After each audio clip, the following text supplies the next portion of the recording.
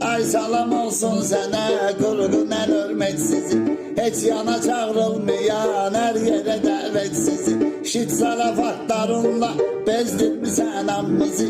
Nə qədər adam söz eşlər, qırmızı sən qırmızı. Bir o işin yaxçıdır, öz və bəlk inanırsan. Özün ol, bəxtin olsun, bomba pul qazanırsan. Amma ki fayda görmədik, əlvici və salarsan.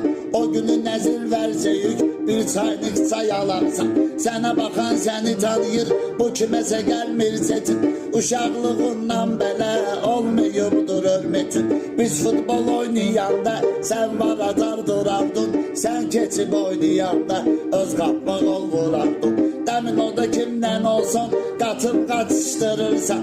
Utdun uduzdun gənə özün qarışdırırsan. Maşınla geçsöy hara sən keç otur arxada. Qırar da sənli dökül oturacaqsan ortada. Ancaq ətvi yesəydə sümüyü yatmarı biz. Qardeşimiz sən bizim malı mala qatmarı biz.